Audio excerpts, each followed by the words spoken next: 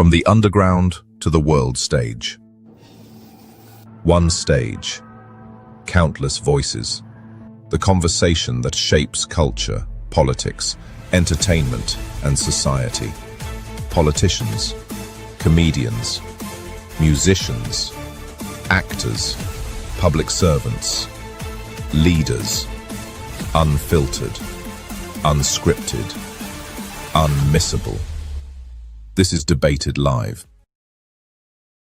Ladies and gentlemen, welcome to Debated Live. My name is Jordan Kensington, your host for what will be an incredible show today. We are joined by Dr. Forbes Riley today. You guys are in for a treat. When I tell you about anything to do with sales, Dr. Forbes knows what she's talking about.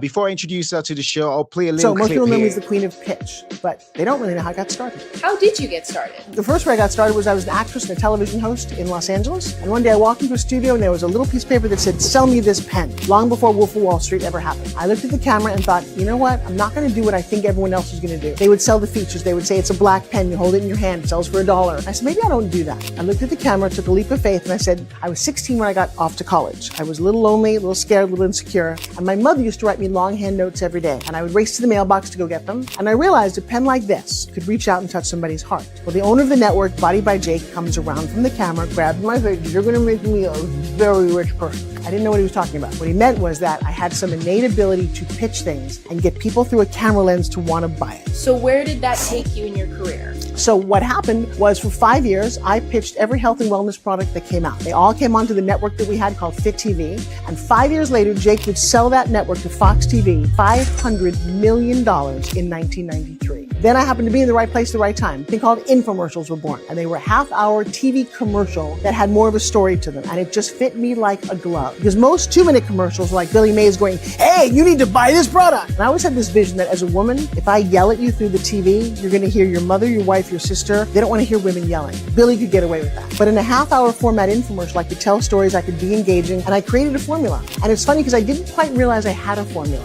until I took my business online 5 years ago, and everything changed. Because my daughter came to me and said, "Mom, you do something you could teach other people." And I said to her, "I'm good. I don't need to teach this. I've made a lot of money. I've done really well. Why would I teach what I know? Why would I teach people who could be my competition?" And she looked at me and she smiled and she said, "I don't think there's any competition to who and what you are and what you've done. But if you don't tell and teach other people, you won't have a legacy. And that means a lot of people are going to miss out on what your real brilliance is." If you love this content and want to make sure you see more of it in your feed, then add me to your favorites.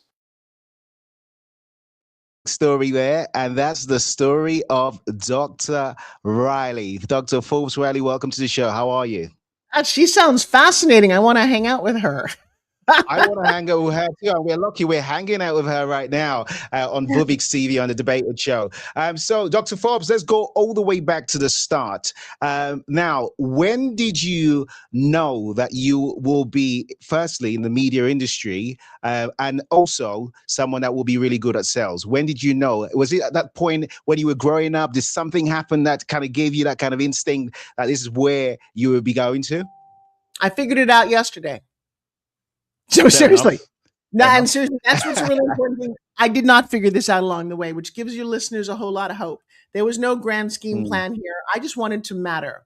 And I do, by the way, guys, I show this story every Sunday. I share this live with people. But when I was a kid, I was 8. I'm the immigrant daughter from the Ukraine, second generation parents, didn't have a whole lot of money, didn't have a whole lot of dreams. They just wanted to raise a wonderful family and keep them safe. And they were hardworking, beautiful people, but not a lot of big dreams because those were for other people. They came from a culture that supported that. And so for your listeners, I think it's really important to not listen to your past, your parents, your bullies, your teachers, or anybody. You moving forward are based on you and your mentors and your vision for your life. Leave the baggage at home like they make you do when you get on an airplane. And so I've been on stage speaking most of my life, and I look back and I had to put the pieces together because it wasn't very apparent. I get to elementary school and my teeth go in all different directions. And they said to me, "You need braces." So my parents put me in braces. Do you have braces, Jordan? Yeah, no braces. We've got them here in London. Yeah, we got them in the UK. Yeah. Right. They didn't do me for the typical 1, 3, or 5 years. I had braces for 8 years of my life. You took a little girl and I have this picture of me looking so sad because at some point they screwed a thing into my mouth called a tongue thruster. I said, "Now I can't talk like this." And so for 2 years, nobody could understand a word that I said. I didn't have any friends. I was a very awkward, very smart little girl who would come home, hang out with her mom, who was a bit of a hoarder, and I would do my homework and not much else. And then my dad was in a horrible accident. So it really insulated how I grew up. Well, at one point, the braces came off, and my dad had a horrible accident. He was in the hospital, spent 3 years, my whole high school in the hospital, getting his hand rebuilt. And my mother turned to me and said, "Kiddo, we have no money for college. We were flat broke." And she said, "But there's a beauty pageant happening." Now, here's what you don't know, and I'd love to share with your audience. I just don't have it up at the moment. When I was about 10, I walked into a baseball bat. So not only did I have braces, but I had a broken nose. I had big, fat, frizzy hair. I was overweight. And my mother looked at my face and said, "Well, that contest is not going to work for us." There's nothing like as a girl having your mother say, she wasn't being mean. She was protecting me. And the funny thing about Yes. saying things out loud, people hear things. If you can articulate your dreams, I promise, as wacky as they might be, you can make them come true. John F. Kennedy in 1961 looked up at the moon and said, "We're going there." That's a ridiculous statement. 3 years later, he was there. Well, how do you do that? Okay, you say it out loud. So my dad's doctor turned to my mother and said, "I feel really bad for your family. You've been through so much. Can I fix your daughter's nose for free?" And That's crazy. I woke up, well, what's amazing is I looked up a few days later, I woke up and this girl who had a cute little nose, my eyes looked bigger. I cut my hair a little bit. I hadn't eaten for a little while, so I lost a couple of pounds. And I looked at that little 15-and-a-half-year-old and I said, "You know what? We're going to go save our family." And we did. I entered the Wow. competition. I had to have a hand-me-down, goofy, powder blue bridesmaid's dress. But I had a real why. I wanted to win because I wanted to make my mom and dad proud. I wanted to matter. And I don't know quite what your driving force in life is, but mine is I just wanted to matter. I also used to dream a lot. My only friends were television and movies. I'm the best movie trivia person you know because I watched, those were the only friends I had. I wanted to be Jane Fonda and Katharine Hepburn, and I wanted to kiss the cute guys. And that was my whole life. I also wanted to see all the places I saw in movies.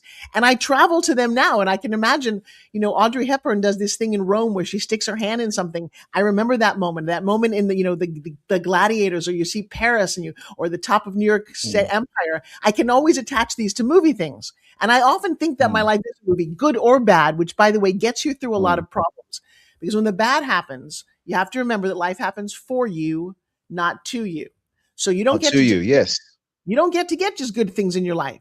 You get to get put down, hurt, screwed over, and your job at that moment is to figure out what's the lesson here and how do I learn it fast so I don't do it again? Because I've repeated horrible lessons on my own. Like, man, wasn't I just here? Didn't I say to myself, learn this? So anyway, I decided after college to go off and become an actress. No one thought I could do that. Everyone said, "You're crazy." I auditioned for my first feature, got the lead role. Ooh, I'm sure you've seen it. It's called Splatter University. Haven't seen that one, have you? Right. Yeah, it's under I the haven't seen horror that one. slasher. Fair enough. Let me tell you something. It's got its own Facebook page. I did that 30 some odd Fair years enough. ago. I did lots of Okay. movies, lots of soap operas. I just kept going. I just wanted to matter. And while I was doing that, I used to fly to Club Med, which is an all-inclusive resort. I used to get on stage Yep. and I used to organize the entertainment there. I used to teach people how to dance. I have very little social life, but I work really hard. And so all of those Yeah. things had no idea where they were going. And I have lots of micro stories that I love sharing. How I ended up learning to ski and doing stand-up comedy at ski resorts for years. You're like, wait a second, you did that That's too? crazy. Wait, you also hosted the X Games with Stuart Scott, the premier sports thing? I'm like, yes, I did that too. At a national radio show, I hosted the Laugh. Dude, there was no rhyme or reason, and I couldn't find a manager or somebody to really help me and architect something. So I just kept moving forward. Now, here's the next story though. Even when I couldn't find there was a lot of Me Too movement when I was growing up. If you were cute and they would just chase you around desks and, oh, it's the casting couch. I was raised with a very prudish mother. She slept with the Yeah. only man she married, and she gave me some real strict morals. So that was never an option. Yes. So here's what I did. Kind of like you're doing your own podcast now. This did not exist 40 years ago. But I opened up an agency when I couldn't find a manager. And I hired a woman. I called it Creative Management for Artists, CMA. I hired a British woman named Lindsay Maxwell. And Lindsay thought Forbes Riley was spectacular. You know why? That's a good accent, by the way. That's a good British accent. I do a whole variety. I really love doing magazines. I'm sorry. I spent a lot of time living over the UK. But it was good enough that I became my own manager. I would literally call people Wow. going, you need to meet Forbes Riley. And I would tell them all of what, and you know what? I booked a ton of work, more work than I've ever booked through anybody, because number one, I knew how to That's pitch. amazing. I knew how to pitch me, and I was my only talent. That's how I That's started. amazing. That's amazing. That's why you're called the queen of pitches. Now, a few months ago, I was talking in the same couch with Mark Cuban, who from Shark Tank, and we were talking together about my first. I mean, your story kind of reminds me of my first company. I started in '98. And went on to sell that like 2-3 years later for 30 million. And then we just expanded to 15 countries after that. But my first company was started, and I was speaking to Mark because Mark was the one who powered a stream. So before, can you imagine 98, before all this streaming was happening, we started the first streaming television radio a station in 98 in the UK. And the streaming company was Mark's company, A Stream. Mark Cuban ran it. Yes. Funny. So when we were talking, I was saying, I've got emails from you when you were broke, right? Because he sold that company. And we were talking about there are a lot of entrepreneurs now that get into business. They want to get into business, and they want to get into business because entrepreneurship is now cool. Back in the day, it was just like nobody wanted to be a business person. No one would get in business. And the one thing we both agreed on, which I want to ask you as well, is if you want to be an entrepreneur and you don't know how to sell, give up.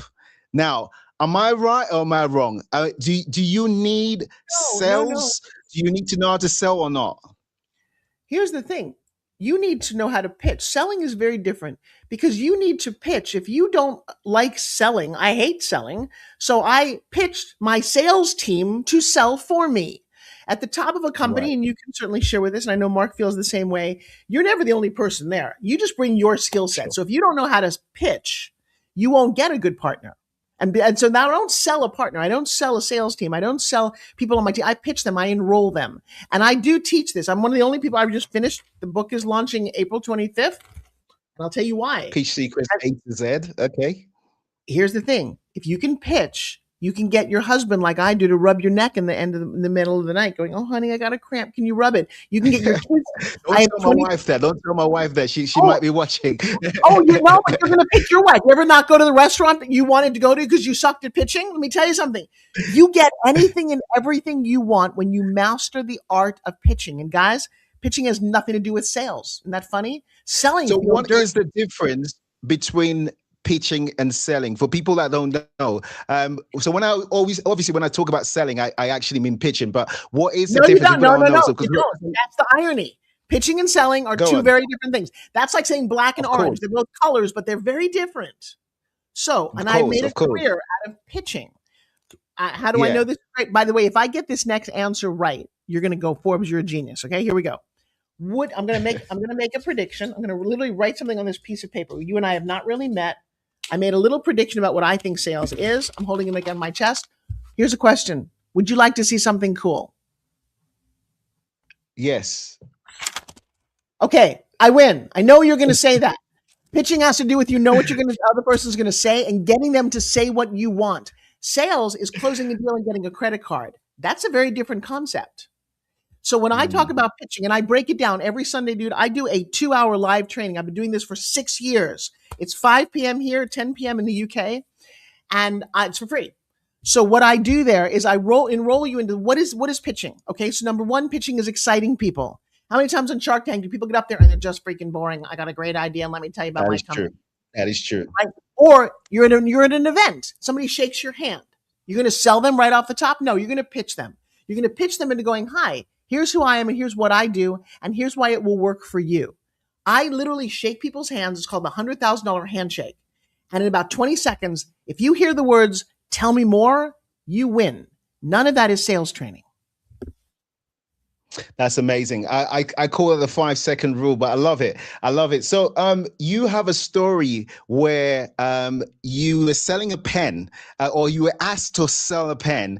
And that was where your boss actually turned around and said, look, I can see you're going to make me a lot of money. How did that go? What happened? At that point, did you actually know you could sell, or was it just a mistake? Were you just trying? Was it just something that just happened?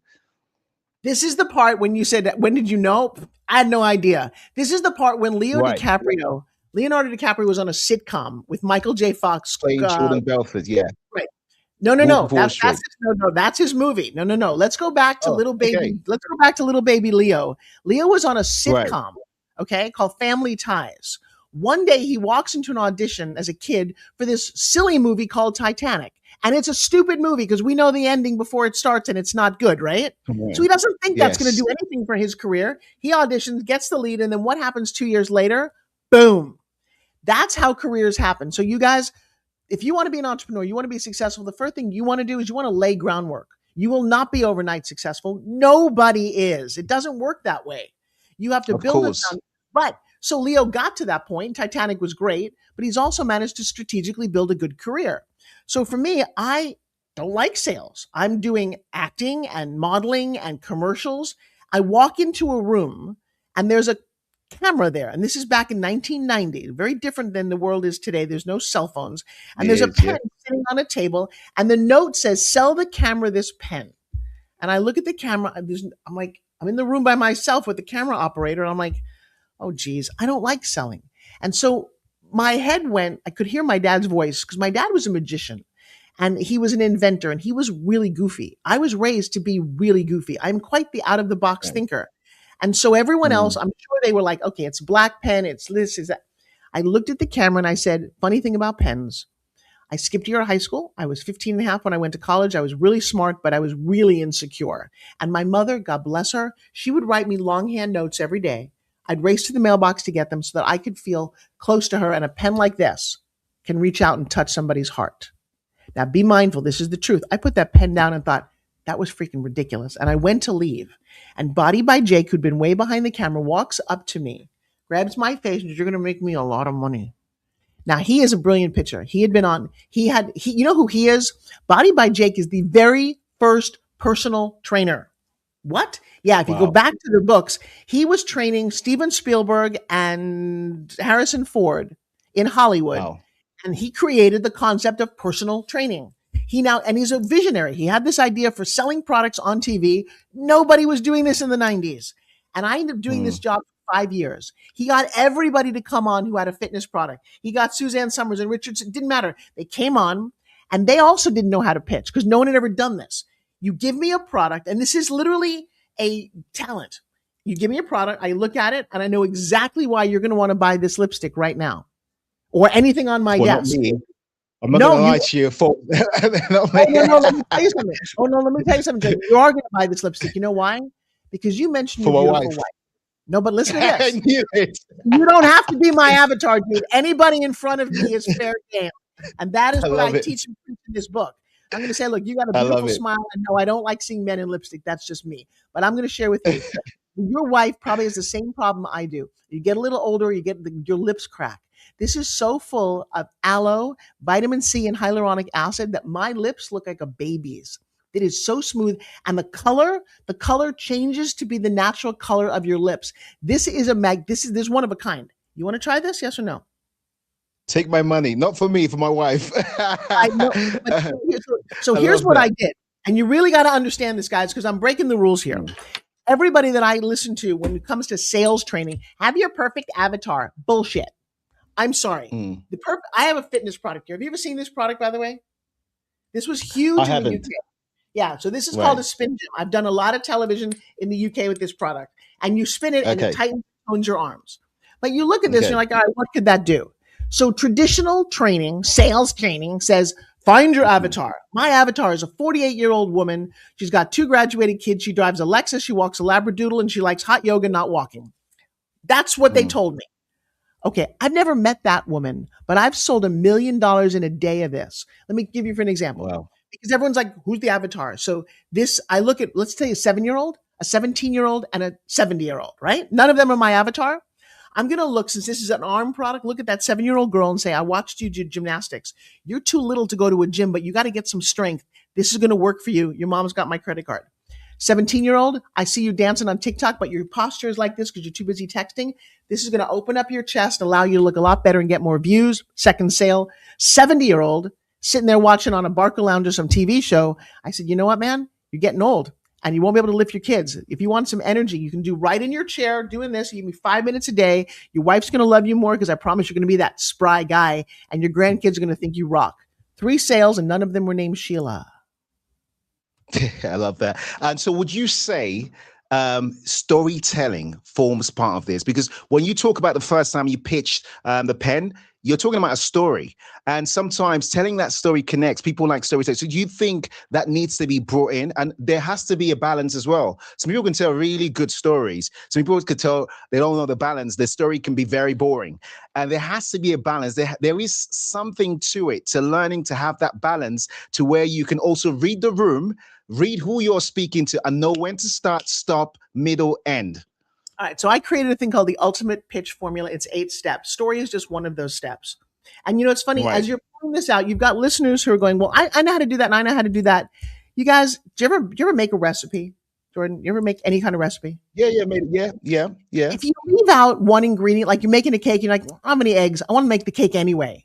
I don't care what you want. You're not making a cake. It's not going to work. It's not going to taste the same. It's true. Yeah. I'm going to tell you, Pitch Secret, the formula works there, and it works in the right order. It works in an order called the hub. I have a thing called question flip, where if you don't know these things and go, well, Forbes, I want to know how I sell 2.5 billion like you do. I'm always going to go the formula. So we can talk about story, but I'm going to tell you, story is 1/8 of the formula. Story is eggs, by the way. If you take the eggs out, it doesn't work. You have to become a very good storyteller. You have to understand whenever you tell a story, first of all, stop talking for your own sake. Talk because you know somebody's listening and you want them to take an action. Why are you telling the story? Number one. That's number one. That's number 7. That's number 7. Okay. Number 1, I won't teach you the whole formula here, but number 1 is figure out what you do, why you do it, what your competition is, and understand. People come to me all the time, Jordan, and it's embarrassing for them. They're like, Forbes, I created the greatest new fitness product ever. Look at this bungee cord. I'm like, there's been 800 of those. Yeah, I know, but mine's the best. No, there's been 800 of these. So that person never did any research and understand you can't just say that.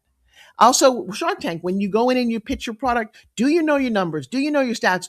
There's all kinds of things that entrepreneurs, they miss. They can go to business school. There's technical things. If you don't know, you're not building a structure.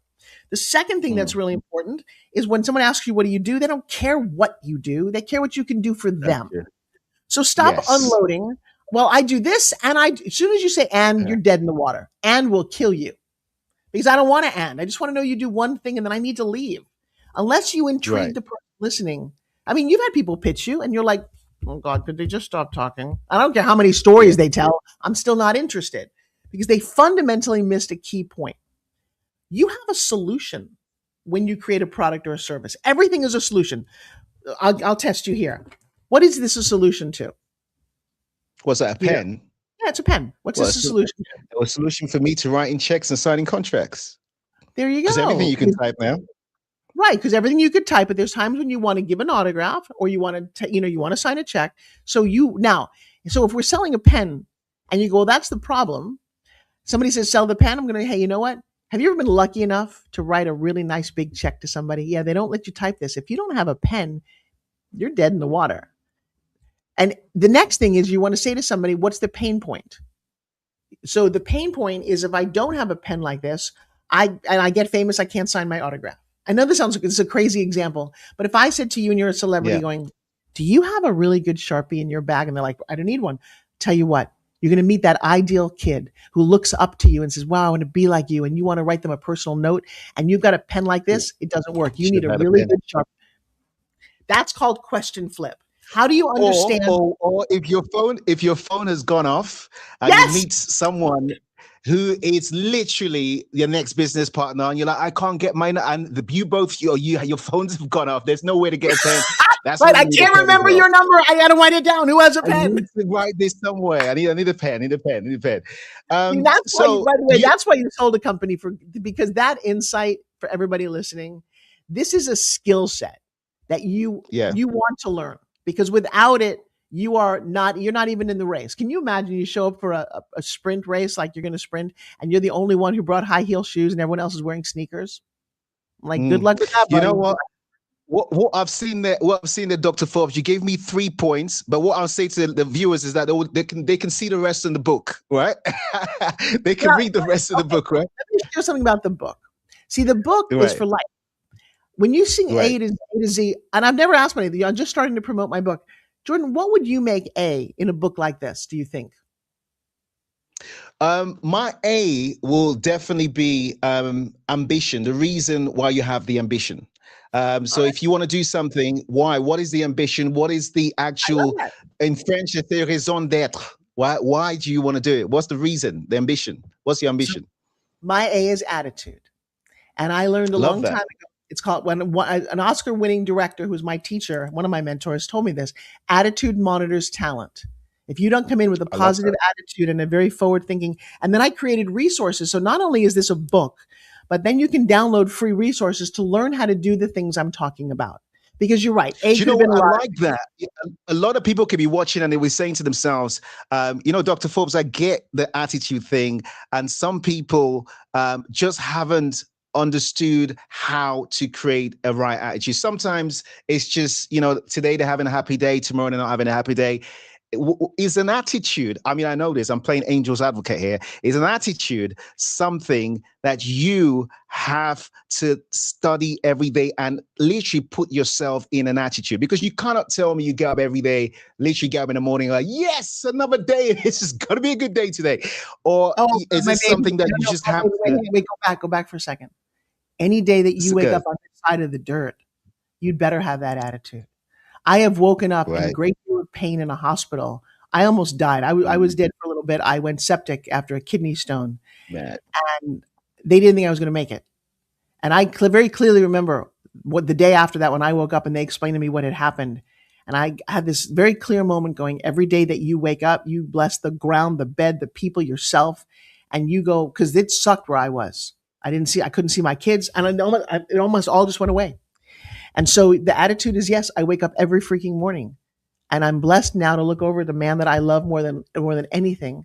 I get to give him a kiss, and every morning we confess our love to each other. We profess our love to each other. Every night we go to bed, we do the same thing. Because I was lucky enough to meet a man who shattered one of my paradigms, because the second word for B is about belief. What do you believe to be true? And you can believe it's a great day or believe it's a crappy day. Same day to me. And so I said to him when we first met, like you probably met with your wife, it's all lovey dovey. And I said to him, that the honeymoon's going to end. And he looked at Right. me and said these words everybody should hear. Why does it have to? I said, what do you mean? He said, why does the I love honeymoon have that. to end? And every day I remember that phrase.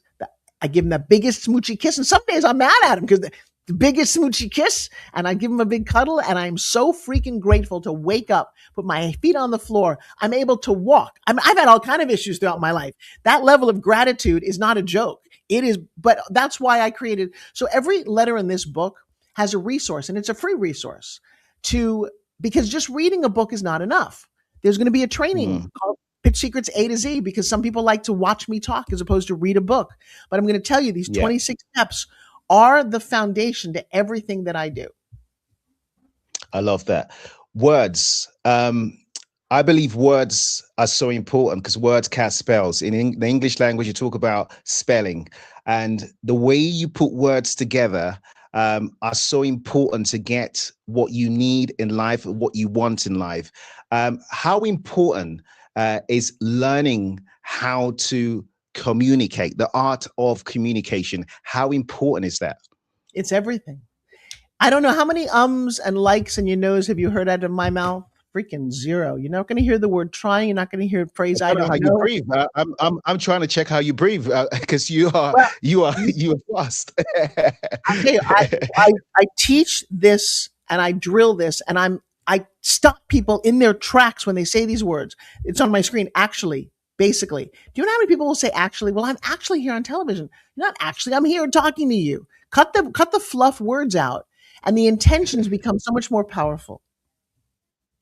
And how do you do that? Because obviously it's very. I always find out when you actually know how to do something, you Just just say got me doing actually. it. Wait, I knew you just said what's actually. gonna happen. I knew what's gonna happen. And you know what you did there. You know what you did there as well. Because obviously, when you know something, a lot of people will take take heed on that. And I also think that's why I said words were very important. You can actually put words into people's mouths and you can get them saying it. That's just what happened. That's why words are important. How do you teach people that? Because that's the most important thing that people, and especially in this age with young people as well, they go online, they're talking on social media 24/7. When it comes to face, they find it very difficult to have that social communication, to have that talk. And that's why some face-to-face meetings don't end up getting the results that you wanted to get. They're very good at emailing back and forth, but the face-to-face becomes a problem because there is no university that teaches you how to speak on the phones or how to speak face-to-face. It's called the Ultimate Pitch Academy, and I own it. Is that yours? Yeah, Ultimate Pitch That's Academy. yours. Because there's no traditional school. By the way, traditional schools, how many of us graduated and couldn't find a job, it didn't solve anybody's problems? I have 2 degrees in 3 years. I did law. Imagine, I did law at university.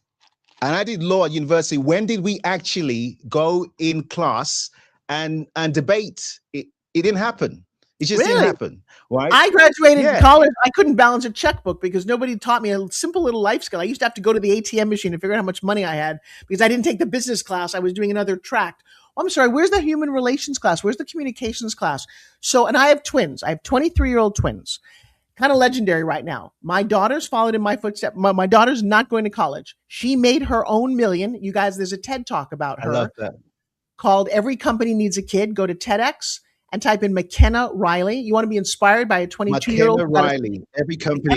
Love that. Every company needs a kid. She got a standing ovation. Absolutely brilliant. And she talks about things that I've taught her, but she's brilliant. Her brother ended up going to college. His dad was a Notre Dame All-American football player. He was like, you got to go to college. And he's like, why am I in college? I spend so much money here, or we spend so much money. And what am I doing here? So there's an interesting, I get to see both sides of this coin because I was the first kid in my family to go to college. It was a really big thing. And my parents and I paid for that the whole rest of my parents' lives. That debt was so mounting and so horrible. Again, life happens for you, not to you. I wouldn't change that, but I wouldn't go back to college. Not in a heartbeat. And the skills that you want to learn, the cool thing is you can learn them online now. There are mentors, there are teaching everywhere. You can go to YouTube and it's free. So if you're an entrepreneur, say, Forbes, where do I start? I would start coming to a Sunday class completely for free. Just go to ForbesRiley.com and there's a link there to come. ForbesRiley.com and go and learn completely for free. You mentioned your daughters, your twin daughters. No. I got a one girl, one boy. Wait, one girl, one boy. Oh, one girl, one boy. I've got one girl, one boy too. My girl is 1 year old. My boy is 5. And I've decided not to. My boy's not going to school. My mom actually, with me, I didn't go to school. I didn't go to university. I didn't go to traditional school. She actually created her own school, college, and I only went to university for the law degree, and that was it. I think that's the way forward. I think there's so much more you can teach kids without them having to go to traditional school, especially if you want to teach students of the future that are going to be multimillionaires. What do you think of AI? Because AI has actually transformed the whole industry, as it were. Especially in sales. I own one of the companies we own is ConstantCaller.com, and ConstantCaller.com has AI agents call up. I mean, we have clients all over the world where they can train themselves in your voice and literally sell anything. What do you think of AI? I'm always a big fan of innovation. We have a company that Constant Caller is doing very well, is making millions. However, I still look at the human interaction side of things and say, what's going to happen with that? As someone who's the queen of pitches, what do you think of that? What do you think of the AI side of things? I think that we should ride the wave. Remember, I also read, I was born and I grew up before the internet. There was a wave of the internet. If you were smart enough back then to buy work.com, job.com, oneword.com. My friend bought business.com for $8.60, sold it for $52 million. If you can identify a wave like you're doing and you're leveraging AI as AI agents, congratulations. For all of us who are loving ChatGPT and picture apps and all the AI stuff that we're doing, enjoy it now. Mark my words, it will not last. Why do I say that? Because I'm a big fan of the James Cameron movie, The Terminator.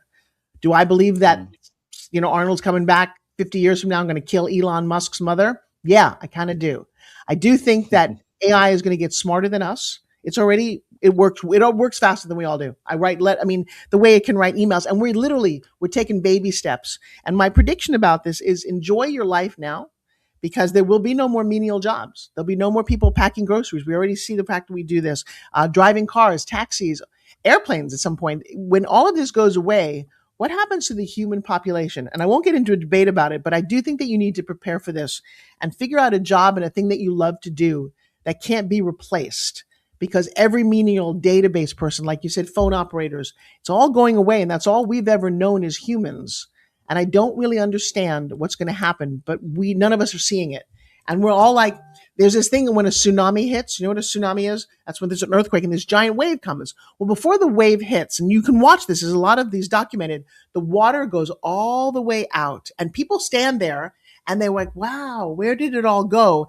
And literally seconds later, this giant wave comes and squishes all of them. Hundreds of thousands of people have lost their lives standing there watching what they thought was really cool, and it killed them.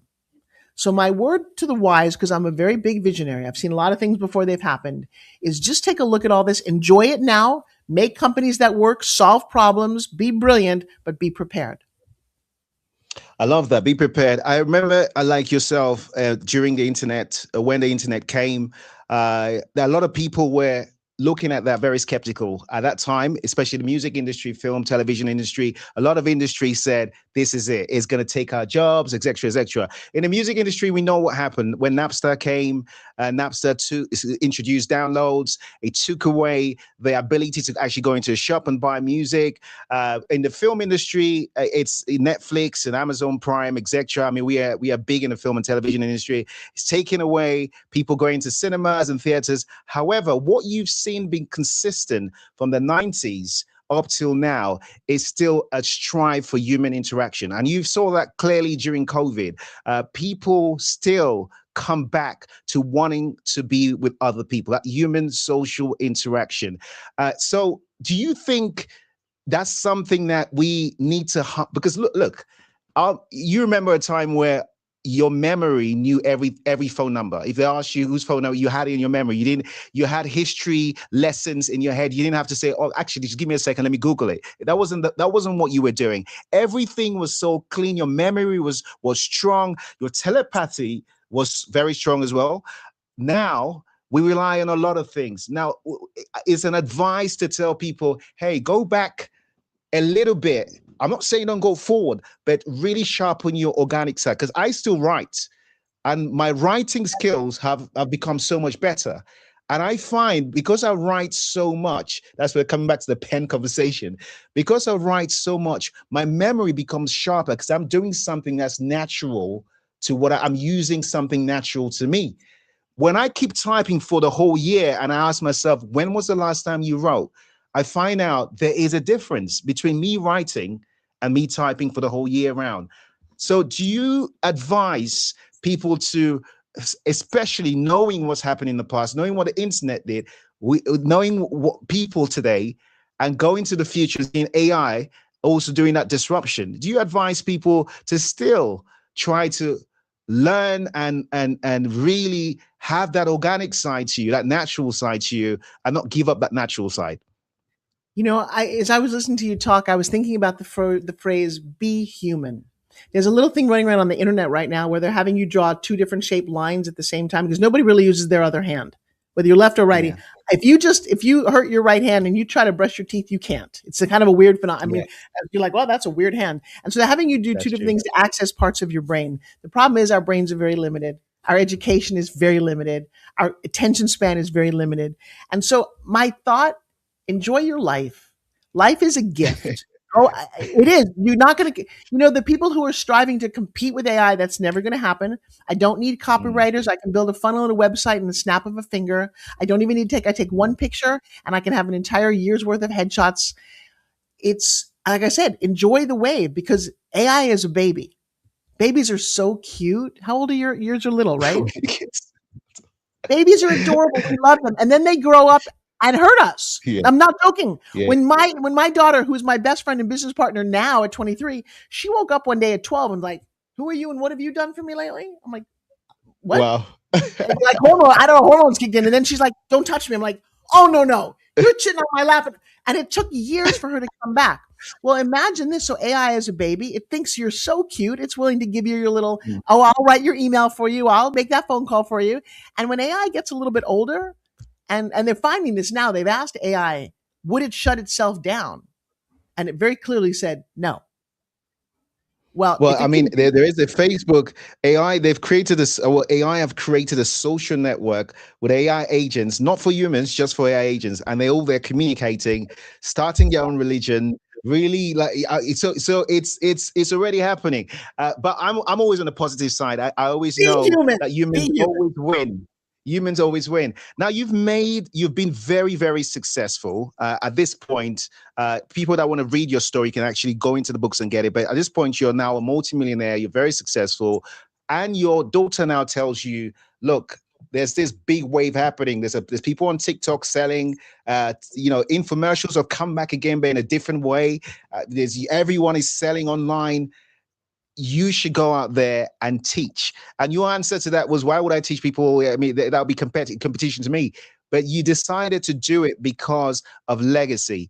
I also might add on there, and my mom always says, my mom is also an entrepreneur. She owns universities and colleges, but she always says that the day you retire is the day life ends. You have to keep going. You have to keep innovating. You have to keep creative. So some of it might be legacy. Some of it might also be, I can't see you with that much energy, just sat at home drinking a cocktail or wine and just being like, I can't be asked.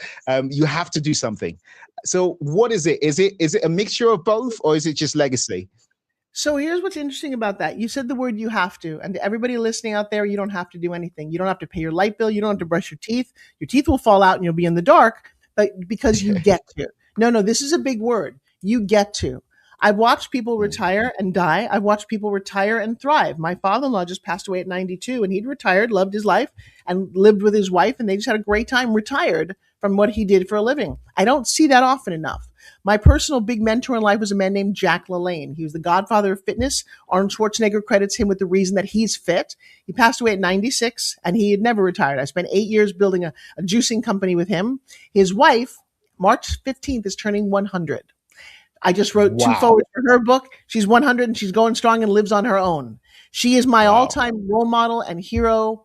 And she did it. She rang the bell. If you got to the very top, and again, living on her own, still writing, still teaching, still with that message about if man made it, don't eat it. So here's the thing that you want to do. If you want to be thriving, if you want to enjoy your days, watch what you feed your body, watch how you work out your body, because this is the car, right? If you don't ever change the oil in the car, it just breaks down. If you got a flat tire and you don't pump air into it. So imagine your body is a car. I don't care what you want to do. If you don't do these things, you don't survive very long. I watched a dear friend of mine. He used to treat us to dinners. We all go to these big steakhouses. He'd order butter and bread and dessert. He just lost half his leg to diabetes. Make a choice. I don't drink alcohol. I don't eat a lot of things.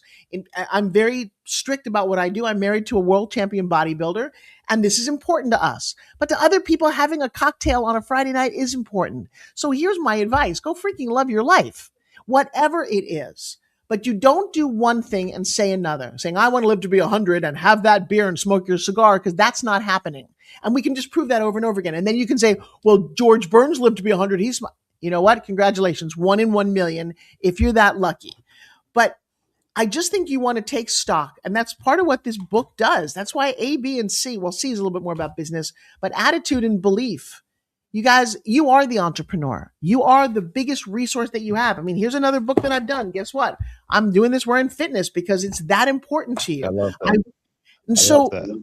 And you just remember, set out a goal, whatever it happens to be. So, I mean, and I do need to leave. I think this has been one of my favorite interviews. You have such energy and joy about you. I would like to meet your mom. She, to me, is the reason that you're so wonderful. 100%.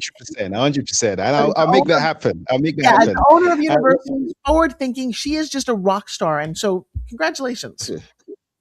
No, you too. Congratulations to you. So one of my final questions I always ask people, I think it's very important to tell people where your energy comes from when you're at your lowest and when you're getting to. A lot of people have different times. I personally I'm a big believer, not religious, but I'm a big believer in God. And I am a big believer that when I pray, I am filled. It's like charging a phone. I'm charged with the energy I need to literally to change the world. Do you believe in God, or do you have another source for your energy? Well, I don't think God cares whether you believe in him or not. That's the first thing I think is Fair really enough. important. And I do think that's such an important thing. And that's why B is belief. I don't care what you believe. You can believe that your God is a football, and you can believe that God lives in the sky. You can believe whatever you want. There's a truth about who we are, and how we get made. You have two babies, I have two babies. And where'd they come from? It's all kind of a miracle to me. So, by the way, you talk about miracles. You know what happened the last 2 days? Are you on What Instagram? happened? Are you on Instagram? I am. Yes, I'm with you. Yeah, yeah. Do you know a company called the School of Hard Knocks? Yeah, Guys, I saw him walk up to you and do an interview. He's very good. He's very good. Let me tell you I think we're something. going to have him on here as well. In the last 2 days, I have 7 million views. They That's shared crazy. that video over 150,000 times. Literally, my That's crazy. life just changed 2 days ago because there's a whole lot more people watching me. But here's what's interesting and exciting for you guys to hear. If this happened to me 5 years ago, I would have imploded, because having as much success, even as much failure, if it comes too soon, you don't have systems in place to handle it. You don't know how to monetize it, and it's wasted. I've done that many times. For the first time in my life, I've been sitting in this chair for the last 6 years doing my webinar every Sunday. And I teach. It's more than a webinar. It's a master class. I have 100,000 students. I teach now between 40 to 60 hours a month. And I love my students. I've learned from my students, and I figured out my mission and my purpose. You don't just go, there's no little fairy goes, boom, there's your mission, la, la, la. It's an evolution. Decide what you want in life. And here's the next part that is really important when it comes to goal setting, which, by the way, is chapter G. Set a consequence. So this is really important. I was going to talk to you about your word of the year. You tend to take action if there's a consequence. You can sit here and tell me, I want to be an entrepreneur, and then you don't do anything about it. And then you're going to say, but Forbes, I procrastinate. You want to know how you don't procrastinate? You want that secret? Can I leave you with that? Jordan, have you ever lied in bed and hit the snooze alarm? I don't use an alarm. My alarm is here. There you go. I love that. But most listeners out there, I've hit the snooze alarm. You procrastinate, or you've got a job, a thing you want to do. You're writing a book. You procrastinate. Here's how you don't procrastinate. Set a consequence. So if you like to snooze, there's two things that could happen. One, you're going to get fired if you don't show up on time. Or two, the house is burning. The house is burning. You don't hit the snooze alarm. You get your ass up. You're out of the house. Wow, how did that happen so fast? Consequence. Student comes to me a couple of weeks ago, and she said, Forbes, I've been working on this new manual I'm doing, but I'm just procrastinating. I said, when do you want it done by? She said, Friday. I said, great. How about I give you an extra Friday? So what do you mean? I said, I'll give you 2 weeks to finish this. If you don't, you'll write me a check for $500. And she was like, oh, they're going to do it. What? By Wednesday, I do this all the time with people, and I never make any money off of it, which really stinks. I do this with weight loss. You come to me, you want to wait, you lose weight? Great. You know what? Let's set an intention. 10 pounds this month. Oh, you didn't keep your resolution. You gained a few pounds. That's too bad. That's how most people think. If you're going to lose weight in my program, you're going to write me a check for $5,000, and you're going to put it in my bank account. We're going to decide how much you want to lose by when. Your choice, your idea. And here's what happens. As soon as they write that check, life changes. I can't touch that donut. That's a $5,000 donut. I got to go for a walk. If I don't, and all of a sudden I get more results because I set consequences. Guys, that's a free technique. You can do that anytime you want. I love it. Final question. I love it because you got a final question. First of all, I like your ABC. Always be closing. You should be a politician because you could dodge questions like you could dodge a bullet. I love that. From one king to another queen. I love that. Final question. What would you like your legacy to be? What would you like your legacy to be? She was adorable. She was authentic. And I learned a whole lot by hanging out with her. Dr. Forbes Riley. Who is Dr. Forbes Riley? The queen of the pitch. Great having you on the show. And you know what? We're going to keep talking. There's a lot we could do together. And I'm looking forward to more great things happening. Take care, Doctor, and have a great day today. And give my love to your mom. To everybody out here, you're adorable. And we will definitely do this again. Bye, guys. Amazing. Take care. Bye-bye. Yes, ladies and gentlemen, that was Dr. Forbes Riley right here on the Debated Show. What an amazing woman, amazing interview. I hope you loved it. We talked about everything from, selling, but she calls it pitching because there's a difference between sales and pitching. Hopefully you learn about that. And most of the things she talks about, what I would say to you is go and research it yourself. Go and learn. I was speaking to somebody 2-3 days ago. I said that you can't stop learning. You have to keep learning. And the thing about learning is you have to kill your ego. The more people you speak to, the more people you learn from. What you're not going to do is to go behind. You're going to go forward. So it's so important to learn from people, find and seek people out. You see, the internet, one of the beauties of the internet is that you're going to find a lot of people that will teach you a lot of things. Some of it you don't need. But if you take the best out of every single thing, what will happen is you're going to be a master chef at cooking that dish that you need to feed your family. I hope you enjoyed the show. Subscribe to all the channels. If you're on Vuvix TV, subscribe to Vuvix TV. If you're on the Debated Show, subscribe to the Debated Show. If you're on my personal YouTube, Jordan Kensington, subscribe to it so that you're kept updated for more of the interviews we do. We have interviews all throughout the week with random guests, but all of them very inspirational. Take care, guys. Look after yourselves and each other and have an amazing weekend. It's Friday again. Let's go. From the underground to the world stage. One stage, countless voices. The conversation that shapes culture, politics, entertainment, and society. Politicians, comedians, musicians, actors, public servants, leaders, unfiltered, unscripted, unmissable.